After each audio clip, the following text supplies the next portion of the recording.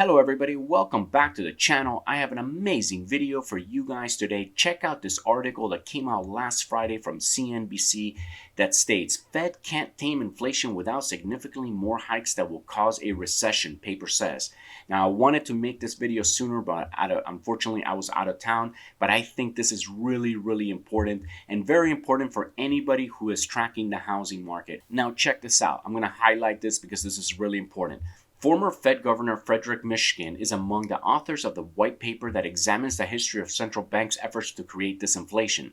Despite the sentiments of many current Fed officials that they can manage a soft landing while tackling high prices, in quotations, we find no instance in which a central bank induced in disinflation occurred without a recession.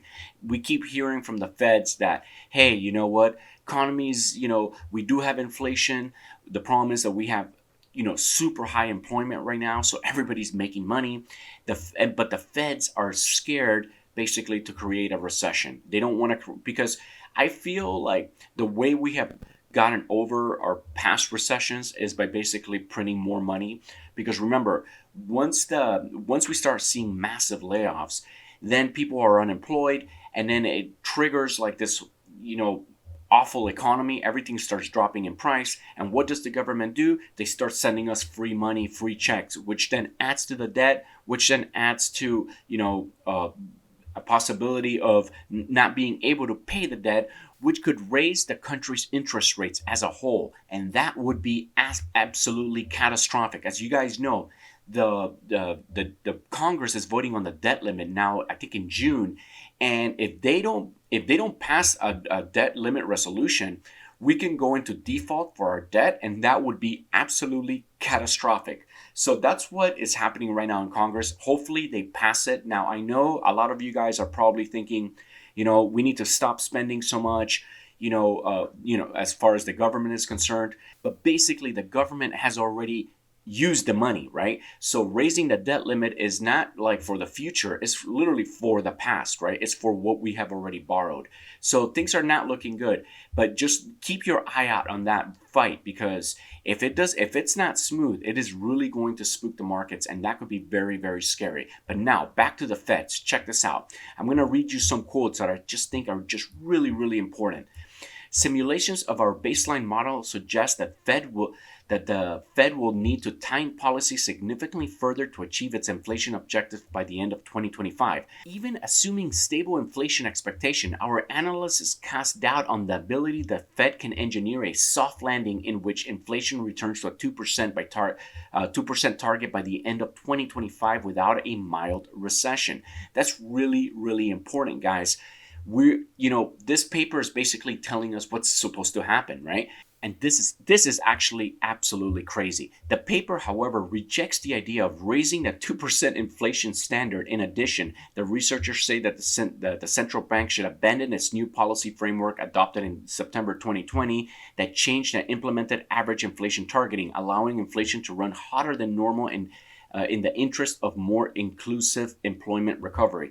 That is absolutely crazy. Literally, they're moving the goalposts. They're just saying, 2%, that's way low. Come on, guys. Maybe we should have 3% inflation, or 2.5% or something, or 3.5%. Who knows? But they're basically changing the rules because they probably know that they can't, tame it, and this is happening right now. Now, the article does end on a good note. Check this out. Unlike in the late 1960s and 1970s, the Federal Reserve is addressing the outbreak in inflation promptly and forcefully to maintain the credibility and to preserve a well-anchored property of long-term inflation expectations. So we are doing what we can right now, which is great. Now, check this out. I got a comment from this user asking if I can review Dallas, and of course I can. They actually want me to check out Collin and Denton County. So let's jump into those areas right now. Now, before I check out some properties in Denton and Collin County, let's jump over to the Redfin weekly housing market data, and let's look at Dallas for a second. Look at this. Dallas is basically higher now than it's been, this time last year, which is absolutely mind-boggling.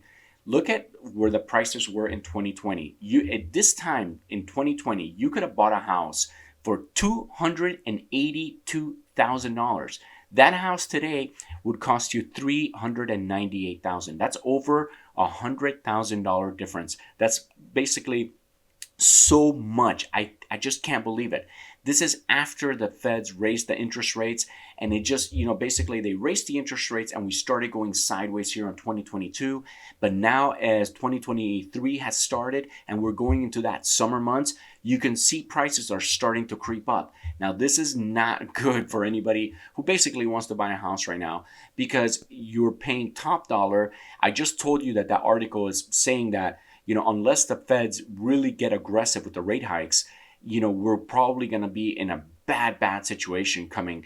So if they do raise them pretty hard or high, we're going to see a crash. So you could imagine anybody buying properties right now, are they, buying, are they buying at the top basically? Should they wait? That's a great question. I would have told you, yes, last year, in like this September, October, November, that yeah, we were going to have a huge crash, but the opposite happened. Why? Because the supply is so tight right now and it's holding those prices really high. A lot of people want to see a crash. Unfortunately, people that are sitting on the sidelines. Unfortunately, coming into summer, prices are going to go up and people are starting to, realize that, hey, this might be my only opportunity to get in. I just personally think it is incredibly crazy to think that since 2020, prices have gone up this much. Now, if I wish I had the 2019, because 2019 was even lower. I mean, I don't have the data right in front of me, but it was definitely way lower than 2020. So you could have probably bought, the same house today. In 2020 is set 282, so maybe 26 260. Maybe a 20,000 price increase. So again, prices have just skyrocketed in Texas. You know what? You can get a nice house in Dallas, and I think that's the reason. Now, let's check out Denton County and Collin County. Now, let me just zoom out so you guys could see. It's in the north part of Dallas, okay? And let's see what we got. This is called the sorry about that, I couldn't say it right. Twin Cities. And you have Fort Worth on one side and Dallas on the other side. And actually, the highways look very similar. So this is like a really cool area and very affordable. One of the things that I love is some of these like lake houses. If you're big into boating, this is the place to be. Let's check out, let me just look at this one lake houses. I'm always looking for lake homes just because I love being by the lake. I love the water and I love kind of boating and stuff like that. But check this out, for $500,000 with a price cut of $15,000, you get that 4-bedroom, 4-bathroom, 3,400 square foot. This is insanely nice. The driveway needs obviously a little bit of work, but you know what? Once you go inside, it really does open up. $500,000, guys. This is completely move-in ready. They have done a great job. Now, it is not lake. Okay, so the lake is back here. So it's not on the lake, which is, not the perfect thing. You'd rather be on the lake. But at the same time, it is close enough to the lake. So, wow, $500,000 to basically be a block away from a beautiful lake. A little on the expensive side, but I think once you go inside that house, it really did open up. Now, look at this. This one is for $400,000. You get tiny ass house, 700 square foot. This is really small, actually. But what you get is basically you are literally on the lake. Now, it looks like you do have a nice property lot. I guess if you wanted to, you could probably make it a little bigger. This is like a little cabin. It's actually kind of cute. I don't know about this bedroom. This bedroom looks like it was an add-on. This looks like it was a bungalow converted into a 1-bedroom. So I think it's, in a way, if I had the money, I would definitely want to work on this house and make it better, bigger. I mean, it's right on the lake, which is awesome. But there's a gate. Is there? No, there's no. Yeah, no, this is really nice, actually, but a little on the expensive side for 700 square foot. Here's an aerial view of what you get. So it is a small house, but I think that you could build if you have the money. But look, you're right on that lake. Now, there is no dock, So if you come around and you want to pick up your family, you probably have to dock right. You have to do a beach landing, get everybody on the boat, and then go putz around, or you just drive to the local marina, and hopefully, maybe you get a discount because you live on the lake. I don't know, but this is pretty cool. Here you go. This is how it looks. You got all these fingers. Very, very nice. Very cool.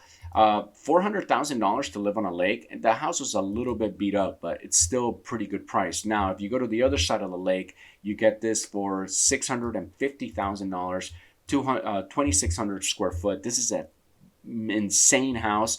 Don't love that it's 2 stories, but you know what? That's the way it is these days. It's just so hard to find 1 stories. But once you go in, it is completely move-in ready, super duper clean. And the lake is back there. You do have some lake views. It looks like